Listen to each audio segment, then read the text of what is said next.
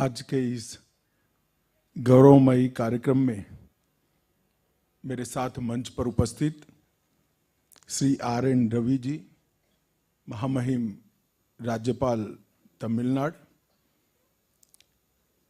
Shri N. Srinivasan जी, vice chairman और MD India cement, और मेरे मित्र भी है श्रीनिवासन जी, श्री N. मुरुगन जी, श्री थंगम थेन्नारुसु जी, उद्योग मंत्री तमिलनाडु, वित्त मंत्री आंध्र प्रदेश, श्रीमती रूपा गुरुनाथ जी, इंडिया सीमेंट की होल टाइम डायरेक्टर हैं, और आज यहाँ पर आए हुए उद्योग जगत और खेल जगत के सभी गणमान्य व्यक्तिगण और इंडिया सीमेंट के परिवारजनों, सबसे पहले मैं श्रीनिवासन जी और उनकी टीम को बहुत बहुत शुभकामनाएं देना चाहता हूं, क्योंकि कोई भी संस्था 75 साल पूरा करती है तो वो अपने आप में वो क्षेत्र में अपने को साबित कर लीडर के रूप में उभरती है, तभी 75 साल की जर्नी समाप्त होती है। அனைவருக்கும் வணக்கம். இந்த மதிப்பிற்குரிய விழாவிலே பங்கேற்றிருக்கும் நம் மாட்சிமிகு ஆளுநர் அவர்களுக்கும், இந்தியா சிமெண்டின் மேனேஜிங் டைரக்டர் திரு ஸ்ரீனிவாசன் அவர்களுக்கும், மதிப்பிற்குரிய மத்திய அமைச்சர் L. முருகன் அவர்களுக்கும், மற்றும் தொழில் அமைச்சர் திரு தங்கம் தென்னரசு அவர்களுக்கும், ஆந்திர பிரதேசத்தின் அமைச்சர் அவர்களுக்கும், திரு ரூபா அவர்களுக்கும் என்னுடைய வணக்கத்தை தெரிவித்துக் கொள்கிறேன். இந்த விழாவில் பங்கேற்றிருக்கும் அனைத்து ஊழியர்களுக்கும், அதிகாரிகளுக்கும், விளையாட்டுத்துறையை சேர்ந்தவர்களுக்கும் என் வாழ்த்துக்களை தெரிவித்துக் கொள்கிறேன். முதல்ல நான் திரு ஸ்ரீனிவாசன் அவர்களுக்கு என்னுடைய நல்வாழ்த்துக்களை தெரிவித்துக் கொள்கிறேன். என்னுடைய நண்பர். அவருக்கு ஏன்னா 75 ஆண்டு காலம் ஒரு நிறுவனம் பூர்த்தி செய்கிறது என்றால் அவர்கள் அந்த துறையின் மிகப்பெரிய தலைவர்களாக, லீடர்களாக இருக்கிறார்கள் என்று அர்த்தம். அது மாதிரி ஒரு அற்புதமான சாதனை செய்ததற்காக முதலில் இந்தியா சிமெண்ட்ஸ் நிறுவனத்திற்கும் திரு ஸ்ரீனிவாசன் அவர்களுக்கும் என் நல்வாழ்த்துக்களை தெரிவித்துக் கொள்கிறேன். मित्रों, सबसे पहले तो मैं श्रीनिवासन जी ने कहा कि वो मेरा धन्यवाद करेंगे. मैं श्रीनिवासन जी को कहना चाहता हूं, मेरे और उनके बीच में धन्यवाद का रिश्ता नहीं है. मैंने आपको इंडस्ट्री के अंदर काम करते हुए बहुत नजदीक से नहीं देखा है, मगर श्रीनिवासन जी को याद भी नहीं होगा, जब वो चेस एसोसिएशन से जुड़े थे तब मैं गुजरात चेस एसोसिएशन का अध्यक्ष था, और जब वो सेक्रेटरी और चेयरमैन बने BCCI के, तब मैं गुजरात स्टेट क्रिकेट एसोसिएशन का अध्यक्ष था. मैंने स्पोर्ट्स ऑर्गेनाइजेशन के अंदर श्रीनिवासन जी को काम करते हुए देखा है. स्पोर्ट्स ऑर्गेनाइजेशन के अंदर पारदर्शिता लाना, स्पोर्ट्स ऑर्गेनाइजेशन के अंदर जितनी भी संभावनाएं पड़ी है, पॉसिबिलिटी पड़ी है, उसको 100% एक्सप्लोर करना, और स्पोर्ट पर्सन जो हमारे खिलाड़ी है उनके जीवन को बेहतर बनाने के लिए श्रीनिवासन जी ने देश में एक नया रास्ता सबको दिखाया. இந்த நண்பர்களே, இந்த விழாவில் பேசுகையில் திரு ஸ்ரீனிவாசன் அவர்கள் முதல்ல நன்றி உரை சொல்கிறேன் என்று சொல்லியிருந்தார். நான் அவர்கிட்ட சொன்னேன், நட்புக்கு இடையில் நன்றி உணர்வே தேவையில்லை, அதனால் நமக்குள்ளே இருக்கிற நட்புக்காக நீங்கள் நன்றி சொல்ல வேண்டாம் அப்படி சொல்லியிருந்தேன். எங்களுக்குள்ளே இருக்க நட்பு விளையாட்டுத்துறை மூலமாக வளர்ந்தது. அவர் எப்போ சென்னை கிரிக்கெட் அசோசியேஷனுக்கு தலைவராக இருந்தபோது நான் குஜராத் கிரிக்கெட் அசோசியேஷனுக்கு தலைவராக இருந்தேன். பின்னர் இந்திய தலைமை எடுத்த போது கூட நானும் குஜராத்தில் கிரிக்கெட் தொடர்பாக எங்களுக்குள்ள ஒரு நல்ல உறவு மலர்ந்து கொண்டிருந்தது. விளையாட்டுத்துறையை பொறுத்த வகையிலே அவருடைய சிறப்பு அம்சம் என்னவென்றால், எத்தனை வாய்ப்புகள் இருக்கிறதோ அத்தனை வாய்ப்புகளையும் 100% வெற்றியாக மாற்றக்கூடிய திறமை திரு சீனிவாசன் அவர்களுக்கு உண்டு. அதே போல விளையாட்டு வீரர்களுக்காக அதிகம் அவர் நலனுக்காகவும் உயர்வுக்காகவும் பாடுபட்டவர் திரு சீனிவாசன் அவர்கள். आज इंडिया सीमेंट की 75वीं वर्षगांठ पर हम सब एकत्रित आए हैं. स्वाभाविक रूप से जिस जमाने में SNN संकलिंगा और श्री TS नारायण स्वामी ने ये साहस शुरू किया होगा, उनको भी मालूम नहीं होगा कि उनका बोया हुआ एक बीज वटवृक्ष बनकर देश के विकास में इतना कंट्रीब्यूट करेगा. இன்று இந்தியா சிமெண்ட்ஸ் நிறுவனத்தின் 75வது ஆண்டு விழா என்ற மிகப்பெரிய இலக்கை எட்டியிருக்கிறது. இதை தொடங்கிய திரு TS நாராயணசாமி அவர்கள் கூட நினைத்திருந்திருக்க மாட்டார். நாம் நடப்போகும் இந்த ஒரு சிறிய விதை மிகப்பெரிய ஆலமரமாக வளர்ந்து அனைவருக்கும் பலன் தரப்போகிறது என்ற எண்ணம் இருந்திருக்காது. அந்த அளவு இது மிகப்பெரிய வளர்ச்சியை பெற்றிருக்கிறது. किसी भी देश को विकास के रास्ते पर चलने के लिए उसकी प्राथमिक रिक्वायरमेंट है, बेसिक रिक्वायरमेंट है कि इसका इंफ्रास्ट्रक्चर अच्छा हो. और जब इंफ्रास्ट्रक्चर अच्छा बनाना होता है तो उसकी बेसिक रिक्वायरमेंट है कि वो देश सीमेंट के उत्पादन में आत्मनिर्भर बने, सीमेंट के उत्पादन में स्वयं अपने ही देश में अपनी रिक्वायरमेंट से ज्यादा सीमेंट बनाए.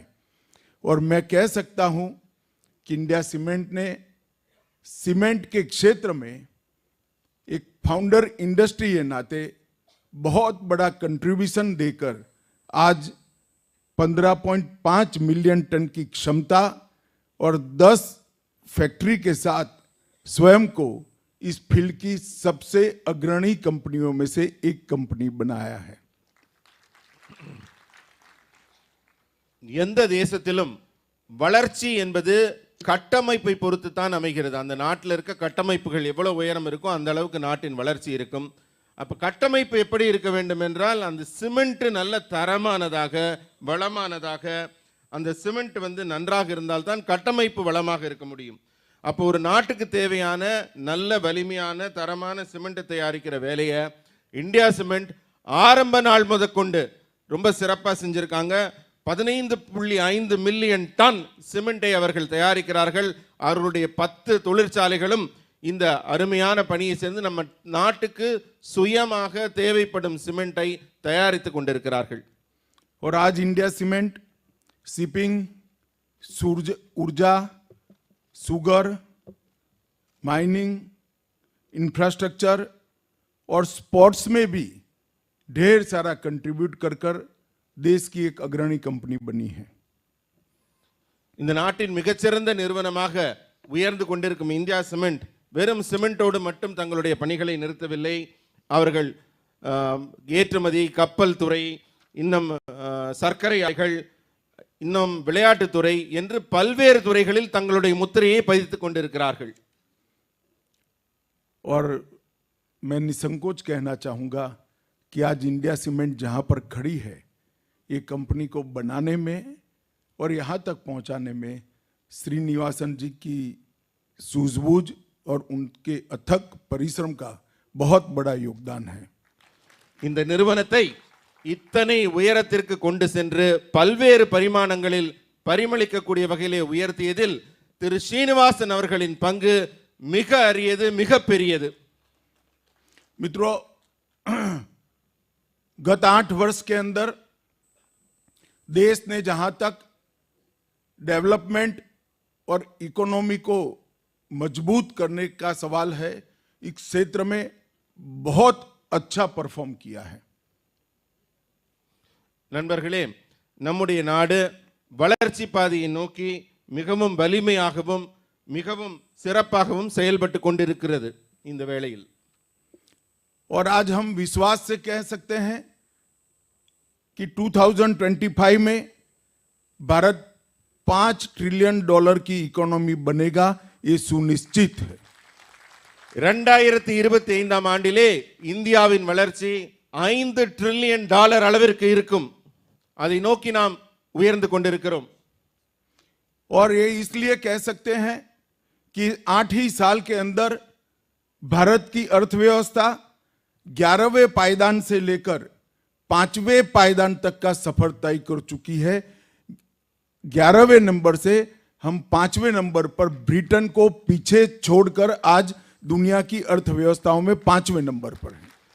கடந்த 8 ஆண்டுகளில் இந்தியாவின் வளர்ச்சி எந்த அளவுக்கு முன்னேற்றிக் கொண்டிருக்கிறது என்றால் உலக நாடுகளின் வளர்ச்சியிலே பட்டியலில் பார்த்தால் 11வது இடத்தில் இருந்த இந்தியா தற்போது 5வது இடத்திற்கு முன்னேறி இருக்கிறது।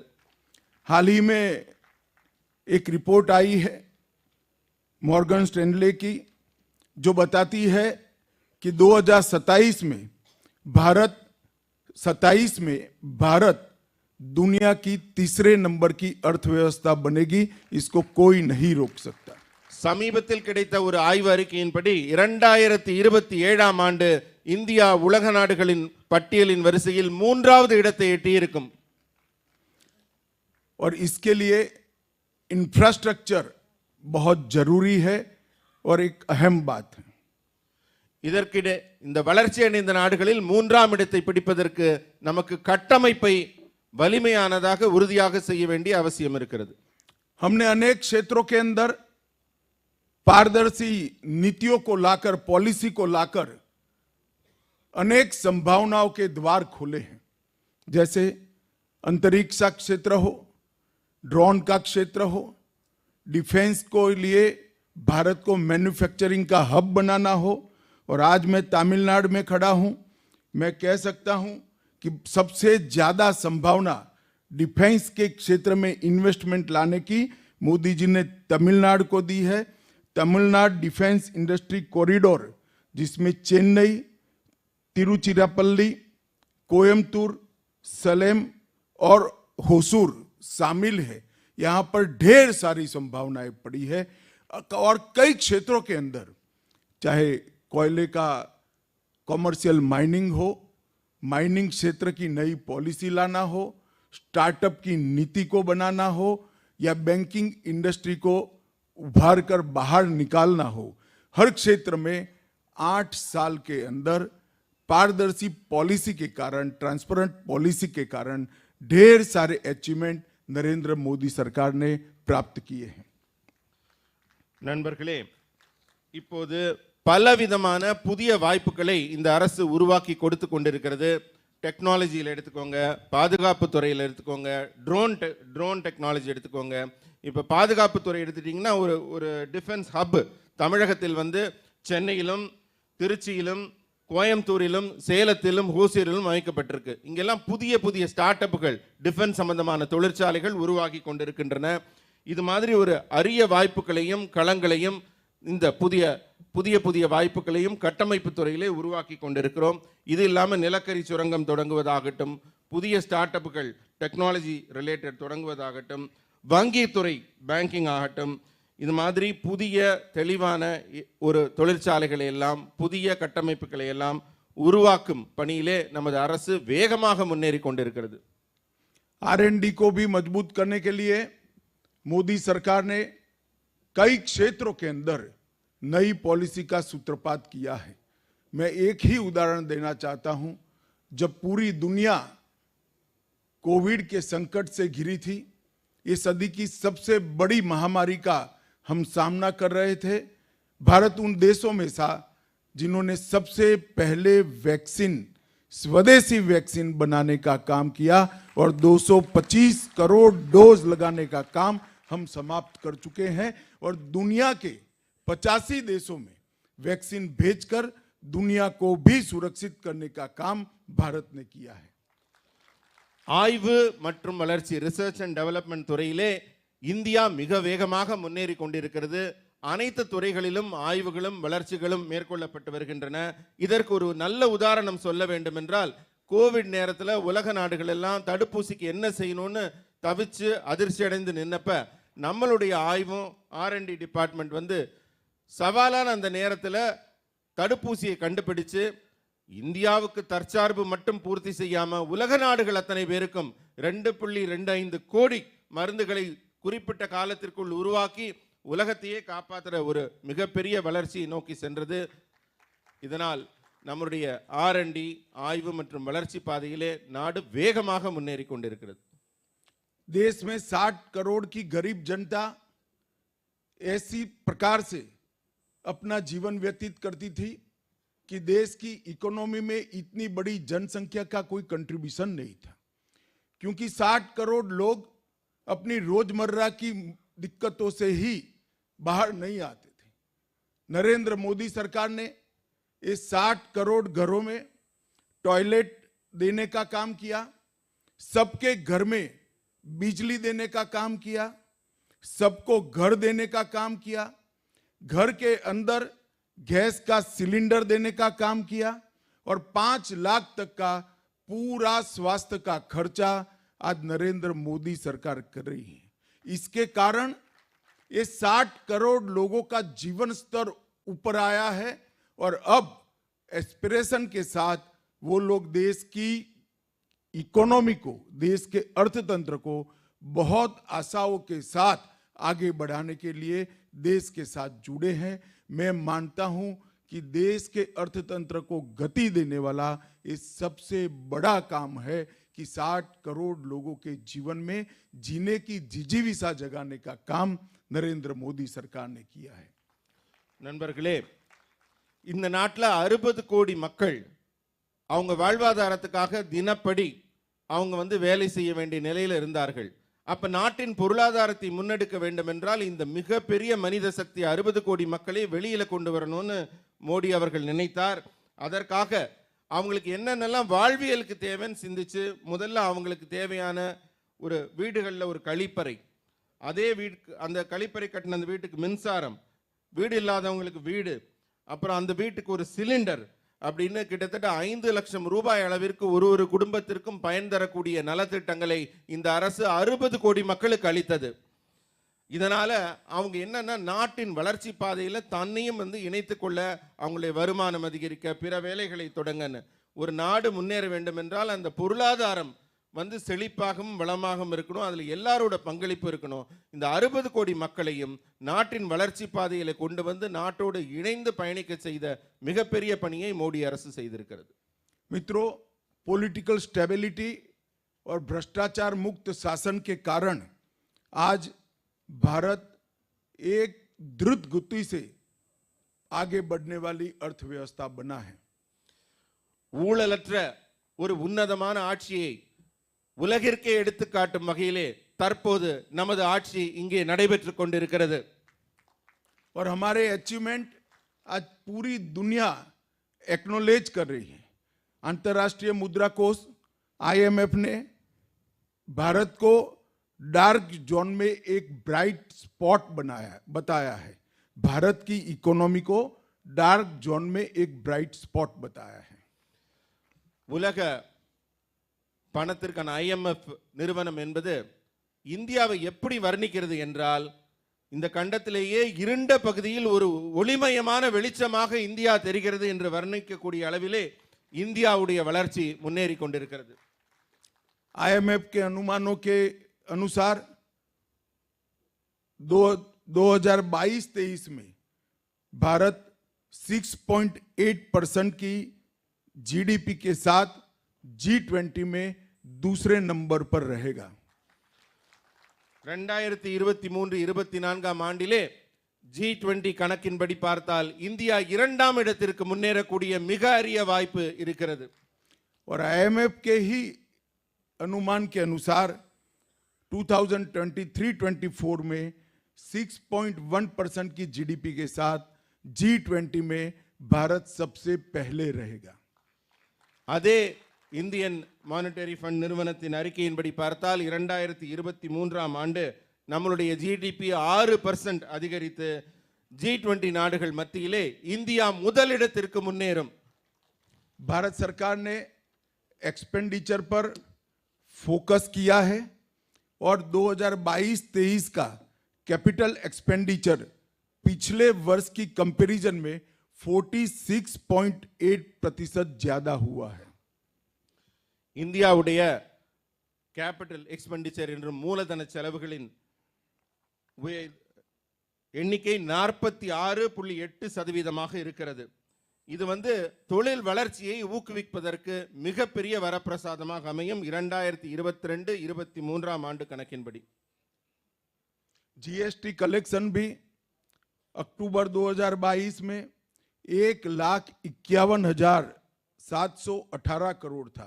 1,51,780 करोड़ रुपीस, जो अब तक के कलेक्शन में दूसरा हाईएस्ट आंकड़ा है।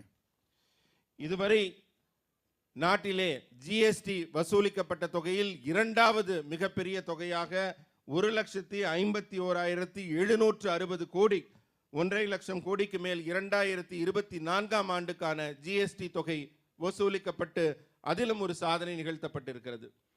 और अक्टूबर में यूपीआई से ट्रांजैक्शन की वैल्यू 12.11 लाख करोड़ है। இந்த செல்போன்லயே வங்கி பரிமாற்றம் எல்லாம் பண்ற ஒரு மிகப்பெரிய வளர்ச்சியை நாடு சந்தித்துக் கொண்டிருக்கிறது. அந்த யூபிஐ டிரான்சாக்ஷன்ல பாத்தீங்கன்னா 12.11 லட்சம் கோடி அளவிற்கு இந்தியாவில் பண பரிமாற்றம் இந்த டிஜிட்டலி நடக்கிறது யூபிஐ மூலமாக. अक्टूबर में व्हीकल की सेल्स 21 लाख यूनिट की है, जो लास्ट ईयर की कंपैरिजन में 7 लाख व्हीकल की सेल्स को वृद्धि बताती है। வாகன விற்பனையின் உயர்ச்சி கூட நிறைய உயர்ந்து கொண்டிருக்கிறது. வாகன விற்பனை இந்த அக்டோபர் மாதம் வந்திருக்கும் கணக்கின்படி பார்த்தால் கடந்த ஆண்டை விட 7 லட்சமாக இருந்த வாகன விற்பனை இது வந்து 21 லட்சமாக உயர்ந்திருக்கிறது. नरेंद्र मोदी सरकार ने तमिलनाडु के विकास के लिए भी बहुत मन के साथ फोकस कर कर तमिलनाडु को प्रायोरिटी क्षेत्र बनाया है। நம் பாரத பிரதமர் திரு நரேந்திர மோடி அவர்கள் தமிழகத்தின் மீது ஒரு தனி கவனம் செலுத்துகிறார். தமிழகத்தின் முன்னேற்றத்தை பற்றி மிகவும் அக்கறையோடு விசாரிக்கிறார். அதனால தமிழகத்தின் பற்றிய ஒவ்வொரு ஒரு சிறு சிறு நிகழ்வையும் வளர்ச்சியையும் அவர் கூர்ந்து கவனித்துக் கொண்டிருக்கிறார். मित्रों, मैं कुछ आंकड़े जरूर कहना चाहता हूं। 2009 से 14 जब यूपीए की सरकार थी देश में, तब टैक्स डिवोल्यूशन के 62,000 करोड़ रुपीस तमिलनाडु को मिलते थे, और अब यही 5 साल में 62,000 की तरह जगह 1,19,455 करोड़ रुपीस मिलते हैं। 91% की इंक्रीज है। தமிழகத்திற்கான வரி மத்திய அரசு வசூலிக்கும் வரியில கொடுக்கக்கூடிய பகிர்மான தொகை இதற்கு முன்னால் வந்து இந்த தமிழகம் பெற்ற தொகை 62,000 கோடி. ஆனால் தற்போது கொடுக்கப்பட்டிருக்கும் தொகை 1,90,454, கிட்டத்தட்ட 91% அதிகரித்திருக்கிறது இந்த வசூலாகும் வரி பகிர்மான தொகை.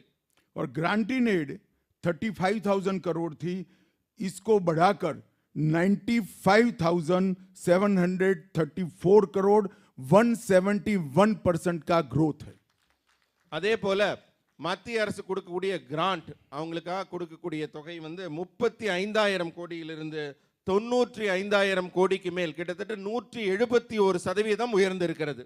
और 9-10 में, फाइनेंशियल ईयर 9-10 में वित्त आयोग का अनुदान जो 928 करोड़ था, फाइनेंशियल ईयर 22-23 में 928 करोड़ से बढ़कर 6,000 करोड़ रुपीस वित्त आयोग का अनुदान आज तमिलनाडु को देने तक हम पहुंचे हैं।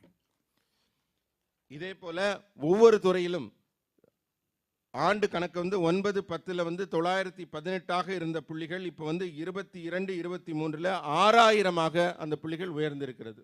तमिलनाडु में नेशनल हाईवे पर ईयरली 8,700 करोड़ का व्यय भारत सरकार ने किया है। 8,700 करोड़ फॉर नेशनल हाईवे। தேசிய நெடுஞ்சாலைக்காக செயல் கொடுக்கப்படும் தொகை வந்து 8,900 கோடியாக தற்போது உயர்ந்திருக்கிறது. भारत माला परियोजना के तहत 91,570 करोड़ रुपीस के 2,800 किलोमीटर के रोड को, इसके प्रोजेक्ट को अप्रूव कर काम चालू कर दिया गया है।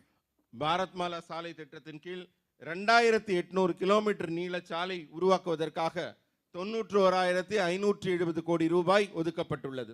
और 64 प्रोजेक्ट्स जिसकी वैल्यू होती है 47,589 करोड़ वो भारत सरकार ने तमिलनाडु को दिए हैं. இதுபோல தமிழகத்திலே 64 சாலை திட்டங்களை உருவாக்குவதற்காக 47,589 கோடி ரூபாய் ஒதுக்கப்பட்டுள்ளது. 1,000 मेगावाट की नवेली थर्मल विद्युत परियोजना शुरू की गई है. 1,000 करोड़. 1000 கோடி ரூபாய் செலவிலே நெய்வேலி எரிசக்தி அந்த சுரங்கத்திலே எரிசக்தி மூலம் மின்சாரத்தை உருவாக்கும் ஒரு திட்டம் உருவாக்கப்பட்டுள்ளது. चेन्नई मेट्रो फेज 1 का एक्सपांशन 3,770 करोड़ रुपए से किया गया है. 3,770 crores. சென்னை மெட்ரோ திட்டத்திற்காக இரண்டாவது கட்டம் phase 2 உருவாக்குவதற்காக 3,770 கோடி ரூபாய் ஒதுக்கப்பட்டுள்ளது. और तमिलनाडु में 1,450 सीट्स के साथ 11 नए मेडिकल कॉलेज देने का काम नरेंद्र मोदी सरकार ने किया है. தமிழகத்தில் 1,456 கோடி ரூபாய் செலவிலே 11 புதிய மருத்துவக் கல்லூரிகள் உருவாக்கப்பட்டுள்ளன. मित्रों, आज मैं यहाँ आया हूं तब मैं तमिलनाडु सरकार को एक निवेदन भी करना चाहता हूं. तमिल भाषा विश्व की सबसे पुरानी भाषाओं में से एक है. शायद तमिल का व्याकरण भी विश्व के सबसे पुराने व्याकरण में से एक है. तमिल भाषा का बढ़ावा और तमिल भाषा को समृद्ध करना न केवल तमिलनाडु पूरे देश की जिम्मेदारी है. मैं तमिलनाडु सरकार को अनुरोध करना चाहता हूं, देश के कई राज्यों ने मेडिकल और टेक्निकल एजुकेशन को अपने अपने राज्य की मातृभाषा में शुरू किया है. अगर तमिलनाडु सरकार भी मेडिकल एजुकेशन को पूर्णतया तमिल भाषा में पढ़ाने की शुरुआत करती है तो तमिल मीडियम में पढ़े हुए विद्यार्थियों को मेडिकल साइंस समझने में बहुत सरलता होगी और वो अपनी मातृभाषा में ही रिसर्च एंड डेवलपमेंट कर कर अपनी और क्षमताओं का देश को और मेडिकल साइंस को योगदान कर पाएंगे. इसी तरह से टेक्निकल एजुकेशन में भी लगभग 1,350 सीट्स तमिल मीडियम में पढ़ाने के लिए इंगित किए गए थे, परंतु मेरे पास अंतिम जो डेटा है AICTE का, इसमें सिर्फ 50 ही सीट पर पढ़ाई लिखाई चल रही है. अगर तमिलनाडु सरकार तमिल भाषा में मेडिकल और इंजीनियरिंग के एजुकेशन को कंसंट्रेट करती है, कई राज्यों ने किया भी है और अच्छे नतीजे मिलने की शुरुआत भी होगी. अगर इसको कंसंट्रेट करती है तो हम तमिल भाषा का बहुत बड़ी सेवा करने का काम करेंगे. நண்பர்களே, தமிழக அரசுக்கு நான் ஒரு வேண்டுகோள் வைக்க நினைக்கிறேன். தமிழ் மொழி உலகின் மிக தொன்மையான மொழி, உலகின் மிக மூத்த மொழி. இன்னும் சொல்ல போனால் உலகின் மிக மூத்த தொன்மையான பழமையான இலக்கியம் தமிழ் இலக்கியம். ஆகவே தமிழ் மொழியின் மேன்மையை வெறும் தமிழர்களுக்கு மட்டும் பெருமையான விஷயம் இல்ல, மொத்த இந்தியாவுக்குமான பெருமை. அதனால நான் தமிழக அரசுக்கு வைக்கிற வேண்டுகோள் என்னன்னா, தமிழக அரசு மருத்துவ கல்வியையும் இன்ஜினியரிங் பொறியியல் கல்வியையும் தமிழ் மொழியிலேயே தமிழ் மாணவர்களுக்கு தர வேண்டும். பல மாநிலங்கள்ல அவங்க சொந்த தாய்மொழியில மருத்துவ கல்வியையும் பொறியியல் கல்வியையும் மாத்திட்டாங்க. அதே போல தமிழ்நாட்டிலையும் தமிழ் மொழியிலேயே, அதாவது பொறியியல் கல்லூரியில் 1350 மாணவர்கள் தமிழ் மீடியத்தில் படித்தவங்க பொறியியல் கல்லூரிக்கு வராங்க. அவங்களுக்கு ஆங்கிலத்தில் பாடம் எடுக்கும்போது புரியாது. அதனால நீங்க தமிழ் மொழியிலேயே அவங்களுக்கு சொல்லி கொடுத்தீங்கன்னா அவங்க மிக எளிமையாக படிப்பாங்க, அவங்க ஆராய்ச்சிகள் செய்ய முடியும், மருத்துவ பொறியியல் ஆராய்ச்சிகள் வளரும். ஆகவே தமிழ் மொழியிலேயே மருத்துவம் மற்றும் பொறியியல் கல்லூரிக்கான பாடத்திட்டங்களை அமைக்கும்படி தமிழக அரசை நான் கேட்டுக்கொள்கிறேன். अंत में मैं श्री श्रीनिवासन जी और रूपा रंगनाथन जी को उनकी इंडिया सीमेंट कंपनी जब शताब्दी मनाए तब औद्योगिक क्षेत्र में उनका रुतबा आज है उससे अनेक गुना ज्यादा हो, ऐसी शुभकामनाएं देकर मेरी बात को समाप्त करता हूं। वंदे मातरम। திரு ஸ்ரீனிவாசன் அவர்களுக்கும் திரு ரூபா ரங்கநாதன் அவர்களுக்கும் ஒரு வேண்டுகோள். உங்களுடைய 100ஆண்டு விழாவில்